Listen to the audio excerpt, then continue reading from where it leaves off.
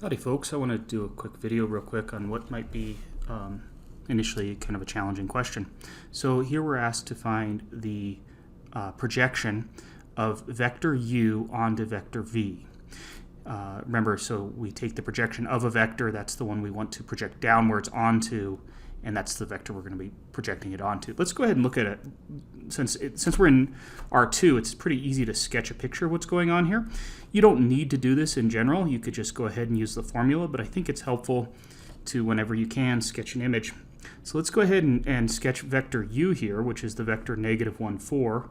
1, 2, 3, 4. So there would be my vector u right, oops, that's not quite right. There would be my vector u right there. So there's vector u. And then let's go ahead and also, let's see, 1, 2, 3, 4, 5. Let's also sketch vector v here, which is the vector -3, 5, which is maybe right up here. So I'm going to magnify that slightly because it's not the easiest image to see. And what are we asking for in this problem? What we're asking for is for us to come up with a vector that lies in the span of vector v here. So if I were to extend vector v, although that in fact is vector v, which I've sketched there, if I were to sketch it out in either direction, that's the span of vector v. We want to find a new vector called the projection vector of u onto v, where that new vector lies somewhere on this line, and we obtain it by thinking about projecting vector u down onto vector v. So the way we talked about this in class was to think of taking, say, a flashlight right here and shining that flashlight down at a perpendicular angle to vector v, at 90 degrees to vector v. So that would look something like that. So you've got this light shining down, and you could ask the question, where would the shadow of vector u be on vector v? And so there's our projection vector right there. So in terms of the question, we now have an understanding of what that projection vector should be. Let's go ahead and actually compute that. Unlike a couple of the earlier examples that I gave you where you were able to compute this vector just because it lied nicely on the coordinate grid system that we were given, we're going to have to compute this with a formula. And we didn't get to that formula in class, but let's just take a look at the question. If I bring over the MyMathLab problem here, here was the original MyMathLab problem, and let's say I tried this and I took a shot at this.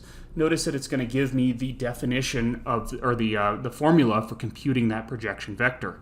So let's just jot that down here, that we want the projection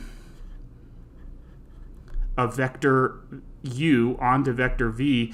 That is this new vector that we obtain by taking u dotted with v all over v dotted with v times the original vector v. So notice that here I've got a dot product. Remember that a dot product returns a number, and here I've got a dot product that returns a number, and a number divided by a number, that's still another number. So all of this is just a scalar being multiplied to the vector v here. And that's what we're after, right? We already knew we wanted our projection vector to lie somewhere along vector v, and it's just going to be vector v scaled by whatever this shadow length is in whatever appropriate direction that shadow would be.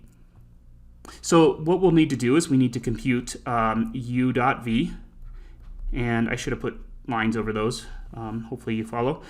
So let's compute u dot v, and we'll also have to compute v dot v. And so if we do that, let's see here, computing u dot v, that's -1, 4, dotted with -3, 5. And here we would have -3, 5, and we're dotting that with -3, 5. And if we compute those, let's see what we get.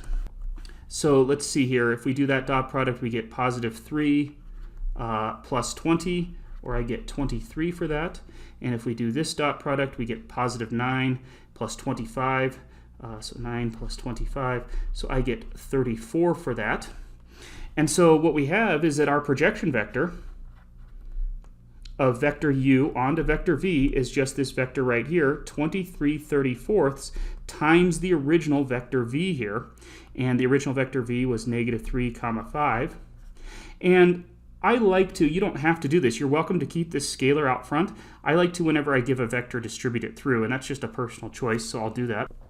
So if I go ahead and multiply that scalar through, I end up with 23/34 times -3 that is negative 69/34. And if I distribute it to the second component, I would get 115/34. And there, that vector right there, even though it's kind of messy to think about, and that's why we couldn't use the grid coordinate system here to help us, that would be the description of this orange projection vector that we sketched right here. So that is that projection vector. So if I want to go ahead and find the scalar component of this, what I need to do is figure out, when they talk about the scalar component, what they really just mean is the magnitude of this vector right here, this orange vector. So if I want to compute that magnitude, what I can do is I can factor out of this the length of the original vector v here. So the original vector v has a magnitude of the square root of -3 quantity squared plus 5 quantity squared, or it has a magnitude of the square root of 34. And so if I were to divide that magnitude out of that expression here, we would have that the scalar component, when we project vector u onto vector v, that scalar component is going to be, so I guess first let me rewrite this as 23 square root of 34 all over 34 times the vector -3 over the square root of 34 comma 5 over the square root of 34. And so here I've got now v written as a unit vector because I've divided out its length. And so then this quantity right here, this scalar quantity, will be the length of that orange vector. And that's what we mean when we want that scalar component. So we get 23 square root of 34 all over 34. Folks, if I want, just so you know, the textbook likes to use this notation. If I want to know what the magnitude of this projection vector is, I will just ask it this way. I'll say, give me the magnitude of the projection vector of vector u onto vector v. Excuse me, I've got those backwards. V onto u. This is this length right here. So I will ask it this way, just give me the length of that projection vector, but our textbook likes to use this expression right here. If you'd rather have a formula for that scalar component, the scalar component, when we project vector u onto vector v, that scalar component is simply vector u dotted with vector v divided by the magnitude of vector v. And if you compute that, that will give you that same scalar projection, or scalar component. So folks, I hope that clarified how to work these problems. If you have any questions, please let me know.